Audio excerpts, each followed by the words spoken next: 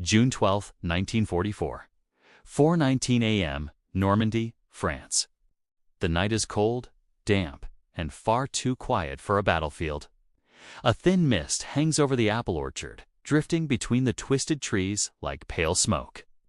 Every few seconds, distant artillery rumbles, rolling across the fields with a slow, heavy growl. A jeep screeches to a stop in the mud.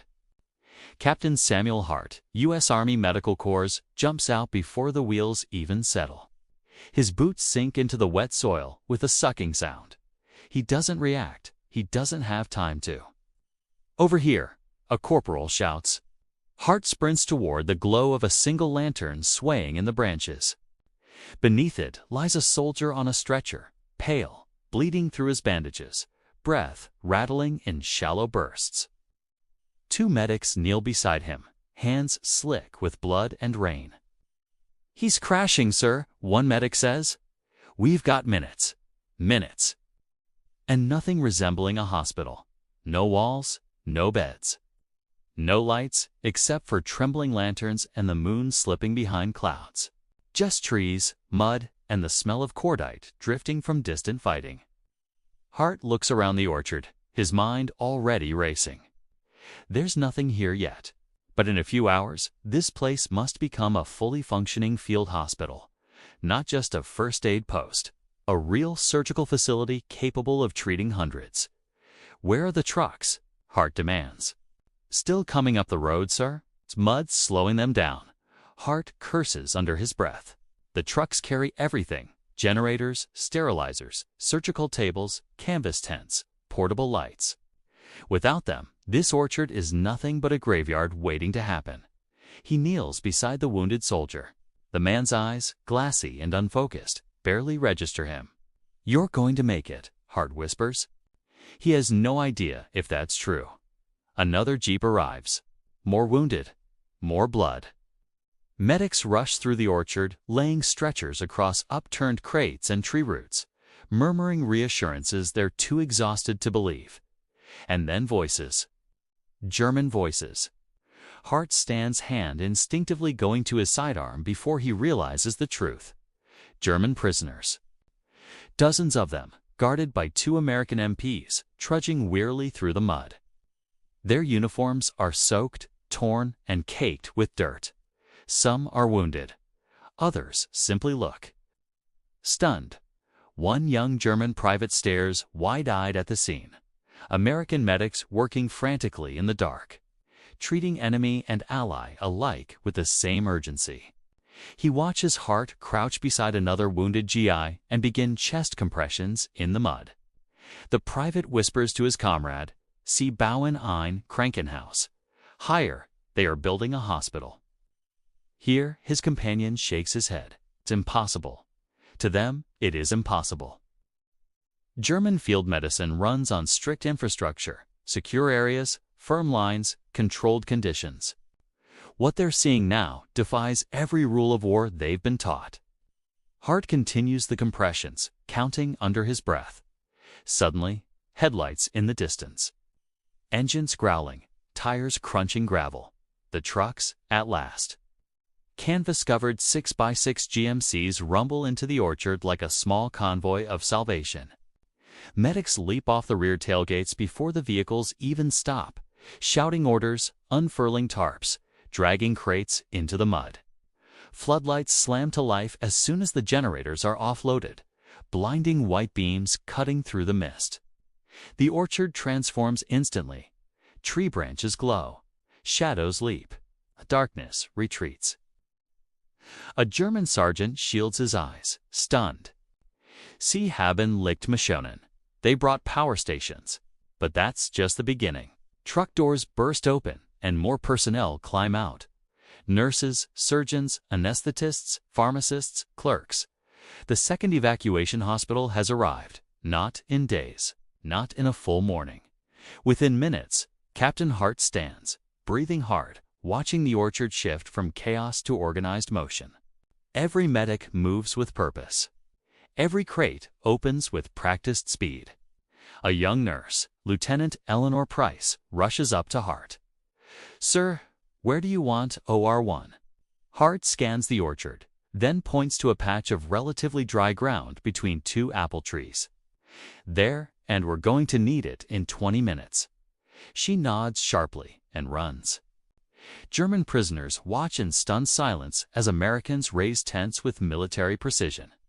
Uncrate surgical lamps, assemble anesthesia rigs, roll out sterilizers, and lay duckboards over mud. It's not a hospital yet, but it will be. From behind, a medic shouts, "Captain, we've got arterial bleeding." Hart turns, sprinting to the sound. The orchard is waking up, not as dirt and trees, but as a place where lives will be won back from death. Yet even as the hospital rises from nothing, a realization creeps through Hart's mind. The wounded are coming faster. Faster than they can build, faster than they can treat. And the storm clouds gathering over Normandy threaten to turn this fragile miracle into a nightmare. The orchard hums with urgency. Generators rumble. Canvas snaps in the wind. Floodlights cast harsh white beams across the muddy ground, transforming the once dark grove into a surgical staging area that looks impossibly out of place on a battlefield. Captain Hart barely has time to breathe. A medic slips in the mud beside him, clutching a box labeled plasma handle carefully. Hart grabs his arm, steadying him. "Set a plasma warming station under that tarp." Hart orders. "Yes, sir." Another shout. "Captain, sterilizers aren't hot yet. We need time." There is no time. In war, minutes decide life or death. Two surgeons from the second evac hurry past Hart, carrying a collapsible operating table. They disappear into a tent that didn't exist 10 minutes ago. It still smells of canvas and rain, yet in moments it will become a place where men fight for breath, limbs, hearts, blood. Hart wipes his forehead. Mud smears across his sleeve. He hears the distant thump of artillery again, closer now. Lieutenant Eleanor Price ducks under the half-raised tent flap, breathless. OR-1 is almost operational. Lights are rigged, gas machines warming. "Good," Hart says. "Because our first patient is crashing." As if on cue, two stretcher bearers rush a wounded GI toward them. The man is pale, eyes half-lidded, a tourniquet wrapped around his thigh. Blood leaks, despite it, soaking the bandages. "I can't feel my legs," he whispers. "You don't need to," Hart says gently. "You just need to breathe. We've got you." They move him into the tent. Floodlights wash the interior in a stark, unforgiving brightness. Inside, an anesthetist prepares equipment with rapid precision, checking valves, twisting knobs, arranging instruments onto trays. The smell of iodine mixes with damp earth. Eleanor leans close to Hart. "We need sterilized instruments. The boilers aren't ready." Hart nods. "Then we boil water the old way." Fire pits. She hesitates only a second, then runs to give the order. Outside, medics drag fallen branches into piles. Another medic sparks a lighter with shaking hands. Flames bloom, small at first, then grow as fuel is added. Dozens of pots and metal basins are set atop crude racks of bricks and wood. Steam rises into the cold morning air like ghosts escaping the ground. A German prisoner watches the scene from where the MPs have grouped them. He cannot stop staring. "Sie operieren im Schlamm," he murmurs. They operate in the mud. Another prisoner, older, weary, shakes his head. No, they're building a hospital. A real one. The younger man blinks, disbelief etched on his face. Then comes the sound that slices through everything, a scream of pain. A second wave of stretchers arrives. Medics rush through the orchard carrying wounded paratroopers from the 101st, dirt and blood streaking their faces. One man clutches a helmet filled with shrapnel holes. Another has a field dressing pressed hopelessly to his abdomen. "Where do we put these men?" a medic asks, voice cracking. Hart turns toward a bare patch of ground. "We create a holding ward. Line stretchers there, tarps overhead. Keep everyone warm. fluids and morphine where indicated. But Sir Hart interrupts, steel in his voice.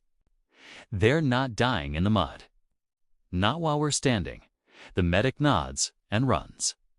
For a moment, Hart allows himself a single breath, not relief, but preparation. Because the hardest part hasn't begun. He glances deeper into the orchard. Ore 2 is being raised. A pharmacy tent is being stocked. A blood bank crate is opened. Nurses move between lanterns with steady hands and faces carved from exhaustion. And in the center of it all stands the collapsed form of a soldier whose pulse is fading. "Eleanor!" Hart shouts. She rushes beside him. "He's septic," she says instantly. "We need incision and drainage, now. Get Dr. Mason. He's already prepping." "Good. It's working." The impossible is becoming real. As they move the soldier onto the table, a voice calls from outside the tent, flap, urgent, breathless. "Captain Hart." Hart turns. A runner skids to a halt, mud flying from his boots. "Sir, Battalion HQ reports more wounded coming in. At least 50, possibly more. They're hit bad. 50. Before dawn, before the hospital is even finished." Hart feels the cold settle into his chest. Not fear. Recognition. They aren't building fast enough. They aren't staffed heavily enough. But the wounded won't stop coming. And somewhere in those 50 men is someone whose life depends entirely on the next 15 minutes on whether this orchard becomes a real hospital in time. Hart looks at Eleanor. Her eyes hold the same understanding. "We need more tents," she says softly. "No," Hart replies. "We need a miracle, because dawn is coming." And with it, the heaviest fighting yet. The first light of dawn bleeds slowly over the orchard, faint streaks of gray pushing back the darkness. But the sun brings no comfort, only the silhouette of stretchers, tents, and blood-soaked tarps scattered across the muddy ground. The hospital is rising, yes, but so is the number of wounded. And the wounded are winning. Captain Hart stands at the center of the chaos, boots sinking deeper into the mud with every step. The orchard floor has become a patchwork of footprints, broken branches, dropped bandages, and crimson splatter. A generator coughs loudly, sputtering as if it too is exhausted. A medic rushes past, shouting, "Captain, we're out of morphine in Ward 2. Another yells from behind, "We need more blankets." Hypothermia setting in. A third arrives, panic in his voice. "Sir, OR1 is full." They're lined up outside. Hart closes his eyes for half a second. It's just half. And in that half second, more cries rise in the orchard. He snaps back into motion. "Eleanor?" he shouts above the din. Lieutenant Price appears as if summoned, sleeves rolled, gloves on, hair plastered to her forehead. She's covered in mud and drying blood, and her voice trembles only once on the inhale. "We're drowning. Sam, I know. You need surgeons. We need everything." She gestures behind her, toward a growing line of stretchers under a makeshift canvas lean-to. 20 men already lie there, some conscious, some silent. A medic kneels beside a soldier whose lips are turning blue. Hart moves quickly, checking pulses, scanning wounds, prioritizing. Abdominal bleed, OR2. Femur fracture, but stable, Ward 3. Neck wound. Shallow field dress and fluids. Then he reaches a soldier whose uniform is shredded from shrapnel. The man grips Hart's wrist. "Am I gonna make it, Doc?" Hart forces a reassuring smile he doesn't feel. "We're going to try like hell, son." The soldier nods weakly, eyes fluttering. Hart stands, throat tight. The orchard is no longer a place of trees. It's a triage battlefield, a war fought in blood and breath. And then the shells start landing. A distant whistle, faint at first, then a deep explosion far down the road. Then another, and another. Heads snap up across the orchard. Medics freeze mid-step. Nurses pause mid-suture. German prisoners look around in silent terror. Hart feels it in his spine. Artillery, he murmurs. A runner sprints in from the hedgerow, breathless. Sir, Germans are firing counter-battery. Their overshooting shells are landing close. How close? As if answering him, a shell explodes to the east, so close the shockwave slaps the tent sideways and sends a spray of mud across the entire orchard. Medics duck, nurses scream. The generator wheezes as it's peppered with dirt. Eleanor grabs Hart's arm. Sam, they start bracketing fire, they won't. Hart cuts her off. They think this is an ammo dump or a motor pool, not a hospital. But then he stares at the orchard, the tents, the lights, the movement, and realizes something chilling.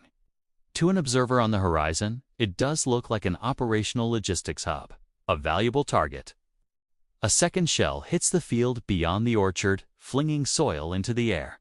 Everyone down, Hart shouts. The orchard erupts in motion. Medics throw themselves over wounded men. Nurses dive behind crates. German prisoners hit the ground with hands over their heads. The blast wave ripples through the air, rattling metal trays, knocking instruments from tables, sending a curtain of dust drifting down from branches above. But the shells move on, overshooting, drifting, guessing. For the moment, they are safe. Hart scrambles to his feet. Check for casualties. Move anyone who can be moved deeper into the orchard. Men leap into action once more. Fear becomes fuel. Bodies move faster. Instructions bark louder. Eleanor bends over a new casualty, a medic whose face is streaked with blood from a flying splinter. She wipes his forehead. You're all right. Superficial. Keep working. The medic nods, dazed but determined. Hart watches her with a mixture of awe and dread. She is exhausted. She hasn't eaten since yesterday. She hasn't slept since the landing. None of them have, and yet they keep going, because they don't have a choice. A German prisoner approaches cautiously, a middle-aged sergeant with hollow cheeks and mud-stained hands.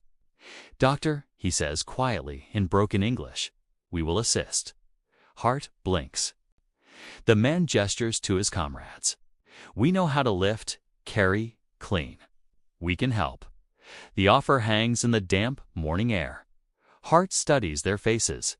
Some fearful, some ashamed. Some simply human. He nods. Fine, you'll work under guard.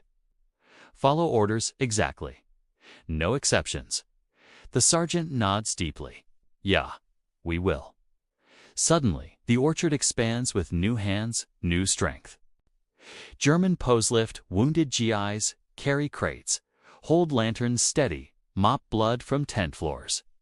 It is surreal, unthinkable. And yet, it is happening. A medic mutters to Hart, sir. I think this is the strangest war in history. Hart allows himself the tiniest smile. Strange or not, we're saving lives. But as he turns to check on OR1, he sees something that stops him cold. Surgeon Dr. Mason stands at the table, elbow deep in a wounded soldier, and behind him, a line of stretchers stretches out of the tent. Beyond the oak tree, beyond the generator, beyond the orchard's edge. Dozens, too many. The dawn has come. And the war has decided to send every broken body to this orchard. Hart exhales. This, he whispers, is only the beginning. Dawn becomes day, but the orchard remains dim beneath a heavy gray sky. Clouds hover low, swollen with rain, pressing the weight of the whole world onto the makeshift hospital. The air smells of iodine, diesel fumes, damp earth, and blood. Always blood. Captain Hart walks between rows of stretchers, his boots sinking deeper with each step. The mud is no longer mud. It's a churning mixture of water, sweat, and the remnants of a battlefield carved into the orchard skin. His uniform is stiff with dried blood. His gloves haven't been truly cleaned since yesterday, Captain. Eleanor's voice cuts through the chaos. He turns. She stands near OR2, her jaw tight, fingers trembling, though her voice remains steady. We've lost power in Tent 3. Hart's stomach tightens. Generator. overheating. It's been running non-stop. He jogs across the orchard, dodging medics carrying wounded men, German posts hauling crates, nurses sprinting for supplies. The generator sits under a tarp, rattling violently, coughing sparks from a frayed wire. Hart crouches, yanks the panel open. The smell of burning insulation rushes out. Damn it! He slams the casing shut. No generator means no lights. No lights means no surgery. No surgery means death. He stands, scanning the orchard. Where's the spare? Still on the truck, Eleanor calls out. The truck, the one stuck axle deep in the mud since dawn. Hart's jaw clenches. Of course. He sprints toward the vehicle, waving for help. Two medics join him, along with the German sergeant who offered assistance earlier. Push on my count, Hart orders. They brace their shoulders against the truck. Mud splashes up their legs. The engine groans as a driver revs helplessly. Hart digs his boots in, teeth gritted. 1, 2, 3. The truck lurches. Moves an inch. Sinks again. Another explosion echoes in the distance. Not artillery this time, but something else. A fuel dump cooking off far down the hedgerow. The war is roaring at their doorstep. Time is disappearing. Again, Hart shouts. They push. Mud gives way. The wheels catch. The truck surges forward onto firmer ground, and the men collapse into the muck in relief. Hart scrambles to the back and unchains the spare generator. He and two German prisoners manhandle it onto a stretcher frame, using it like a sled to drag the heavy machine toward the tents. A nurse gasps as they pass. "Captain, are you okay?" He doesn't answer. He can't afford weakness now. Inside the treated tents, surgeons operate under dim lanterns while medics hold flashlights in trembling hands. Sweat drips from their brows. Their voices blur into a constant hum. Commands, vitals, reassurance, panic. Hart reaches the power junction. Hook it in. Sparks flash as the new generator sputters awake. Lights flicker, then glow bright. A collective breath moves through the orchard like a wind. They are still alive, but barely. Minutes later, Hart steps into OR1. Inside, it feels like another world, steamy, cramped, unnatural. The smell of sterilizing chemicals battles with blood and sweat. Instruments clatter. Surgeons speak in clipped rhythms, hands moving with terrifying precision. Dr. Mason glances up from the table. "I need more clamps." Hart passes them to him without a word. The patient, a young private, groans softly under anesthesia. His abdomen is open. His pulse is weak. "Another inch, and that shrapnel would have taken his aorta," Mason says. Hart watches, numb. He has seen this scene hundreds of times, yet it never becomes familiar. A nurse calls out from behind, "Captain, we need you outside." He follows her to the triage line. And his breath catches. A long column of soldiers approaches the orchard. Some limping, some carried, some walking, but dazed. Behind them crawl half-destroyed jeeps and a single M3 half-track, dragging what remains of a Medic S trailer. These are not 50 wounded. This is a wave. A tidal surge of broken bodies the size of a small battalion. Hart feels the orchard tilt around him. Not physically, but emotionally. "We can't take all of them." Eleanor whispers at his side. Hart closes his eyes. Just for one heartbeat. When he opens them, the doctor in him has buried the man. "Form a second triage area," he says. "Expand the wards. Move stabilized patients deeper into the orchard. Put German POWs on stretcher detail. Double the fire pits. Prep OR3. Eleanor looks at him, exhausted, pale, but she nods. "You heard him." She shouts to the medics. "Move." The orchard erupts into motion again. Men rush forward. Stretcher lines tighten. Nurses race between tents with bandages and plasma bags. Surgeons scrub in with shaking hands. and Hart stands at the entrance, watching the wounded file past him, faces pale, uniforms torn, bodies trembling. One German prisoner looks at him in disbelief. "You built all of this in one night." His voice is hoarse, almost reverent. Hart looks around at the tents, the lights, the fire pits, the endless rows of wounded. "No," he says quietly. "We built it in hours." The prisoner shakes his head slowly, whispering, "Unglitch. Impossible." Hart doesn't disagree. But then the medic line breaks open and a soldier drops to his knees, screaming in pain. Blood spilling through his fingers. Hart kneels beside him instantly. Impossible or not, this orchard is now a hospital. These tents are lifeboats. These medics are the last chance dozens of men will ever have, and the day is only beginning. The orchard has become a world unto itself, a world where time no longer moves forward but circles endlessly around pain, urgency, and the relentless beat of human will. Afternoon light filters weakly through the canvas tents, turning everything a muted gold. The rain has finally stopped, but the ground is still a thick, pulsing mire of mud and footprints.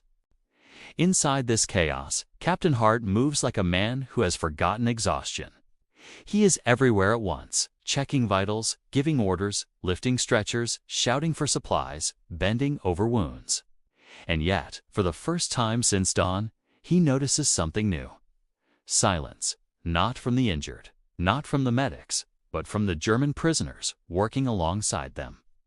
A dozen of them now move through the orchard with an uncanny mix of fear, awe, and bewilderment. Hart watches as one German POW pours warm water into a basin for a nurse. Another helps build a frame for a new tent. A third carries a fallen American soldier as carefully as if he were carrying a child. They don't speak much, but their eyes say everything. Nearby, a young German corporal squats beside a soldier whose leg is wrapped in fresh bandages. He shakes his head slowly, whispering in disbelief. Amerikaner machen Krankenhaus, mitten im Krieg. The Americans build hospitals. In the middle of war, his comrade, older and worn, replies softly. They fight as hard as we do. But they save even harder. Hart turns away before they notice him listening. A medic jogs toward him, breathless. "Captain, OR2 is prepped. Dr. Mason needs you for suction and monitoring." Hart nods and heads toward the tent. Inside, the light is bright, almost blinding, and everything feels too close. The heat from the lamps, the smell of disinfectant, the steady drip-drip of plasma transfusion bags. Dr. Mason stands over a young soldier whose face is sheet white. "Shell fragment to the chest," Mason says without looking up. "Missed the heart." "Barely, but we're losing time." Hart steps beside him, taking up position. He holds the suction tube steady, his hands firm despite the tremble of fatigue racing through his arms. "Steady, steady," Mason murmurs. Hart focuses on the rhythm. Suction, clamp, sponge, suture. Time dissolves. The world narrows to a wound and two pairs of hands trying to reverse fate. Minutes stretch into what feels like hours until Mason finally leans back with a long exhale. He's going to make it. Hart feels a wave of relief, a rare, fragile moment of victory in a sea of loss. But outside, the orchard is still overflowing with wounded. They step out of the tent and walk into the afternoon light, blinking, adjusting. A medic rushes toward them. "Captain, 2 criticals incoming." Behind him, 2 stretchers are being carried by a mix of Americans and German prisoners. The wounded are bloody, limp, barely conscious. Hart notices the man on the left, a German officer. His uniform is torn, his insignia caked with mud. His face is pale, his breath shallow, but his eyes are sharp as knives as they take in the orchard. First the tents, then the generators, then the steam from sterilizers, then the rows of wounded Americans and Germans being treated side by side. Hart approaches him carefully.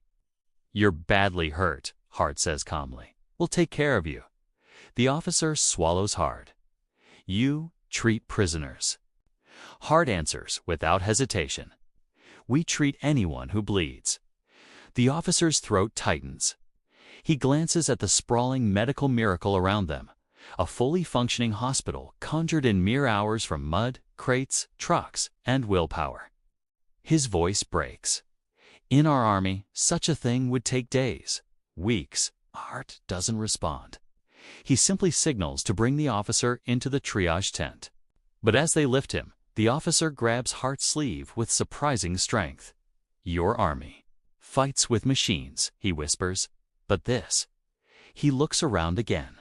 "This is something else." Hart meets his gaze. "Compassion isn't strategy," he replies. "It's duty." The officer tries to speak, but emotion silences him. He simply nods. And Hart realizes this is the moment the Germans understand. Not the firepower, not the tanks, not the bombers, but the logistics of mercy, the American ability to build, heal, move, and restore at a speed Germany never imagined. To win a war not just with steel, but with humanity. As Hart steps outside again, Eleanor rushes toward him with a clipboard. "Sam," she gasps. "We're getting reports 2 more companies of wounded are being rerouted here. They say we're the only functioning hospital within miles." Hart's heart drops. He feels the fatigue hit him like a physical blow. "The only one?" Eleanor nods.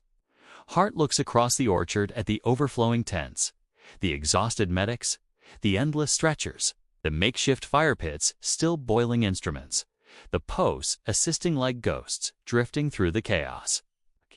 They are holding the line. Barely, and now they must hold it alone. Hart exhales, wiping mud from his eyes.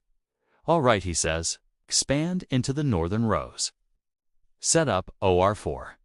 Get every medic who can stand back on their feet." And Eleanor. She stops, breath tight. "Tell them," Hart says softly, "that we don't stop today, because stopping means death."